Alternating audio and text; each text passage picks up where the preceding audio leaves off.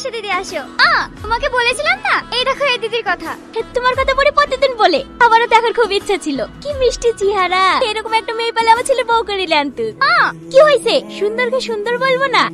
মার কথা কিছু মনে করো না দিদি, মা ওইরকমই। চলো দিদি কেক কেটে লেগে। এই বুড়ি তোর ভাই এসছে?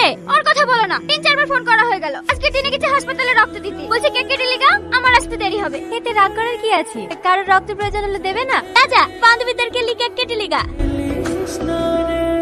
আজ খুব মজা হলো, তুই না আসলে এত মজা হতো কি না। সত্যি তোর ফ্যামিলিটা অনেক সুন্দর।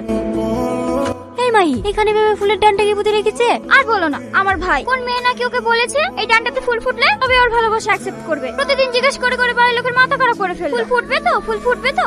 একদিন তো মা রাগ করে ফেলেই দিছিল। সেদিন সারাদিন না খেয়ে বসেছিল। মা আবার সার করতে থেকে কুইলে এসে দিয়েছে, তারপরে গা খেয়েছে। তুমি বলো ওই ডানটাতে কোনোদিন ফুল ফোটে? জানো দিদি, ও তোমার মতো কারোর বিপদ দেখলেই ছুটে চলে যায়।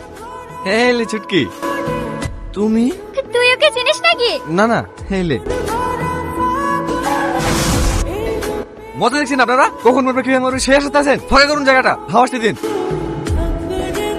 এই অ্যাক্সিডেন্টের পেশেন্ট এই রুমে আছে। হ্যাঁ দাঁড়ান, এখন যাওয়া যাবে না, ডাক্তারবাবু ড্রেসিং করছেন। মা আরে আরে কান্না করবেন না, উনি এখন সুস্থ, কিন্তু সময় মতো না নিয়ে আসলে অনেক বড় কিছু হয়ে যেত। আর সব থেকে বড় কথা, যিনি ওনাকে নিয়ে এসেছেন তার সাথে পেশেন্টের রক্তের গ্রুপও মিলে গেছিল, তাই আমরা পেশেন্টকে খুব তাড়াতাড়ি রিকভারি করতে পেরেছি। না হলে আমাদের ব্লাড ব্যাংকে ও পজিটিভ রক্ত অ্যাভেলেবেল ছিল না। আপনারা এখন যেতে পারেন। মা, তোমাকে বারবার বারণ করলাম বাজারে যাও না, বাজারে যাও না। আমি যাচ্ছি বাজার করতে, আমার কথা তো শুনলা না।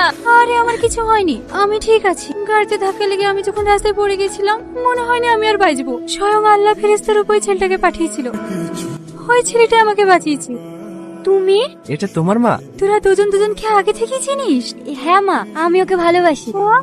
তুই ওকে ভালোবাসিস? আরে আরে তুমি কেন উঠছো? আরাম করো। আরে আমার কিচ্ছু হবে না, এত সুন্দর খুশির খবর শুনে শুয়ে থাকা যায়? আজ আমি ভীষণ খুশি, ছেলেটা আমাকে বাঁচিয়েছে তার জন্য না। তুই যে এত ভালো মনের একটা মানুষকে ভালোবাসিস, তার জন্য আমি খুশি। আমি হসপিটাল থেকে ছুটি নিয়ে ওর বাড়ি যাবো তোদের বিয়ের কথা বলতে।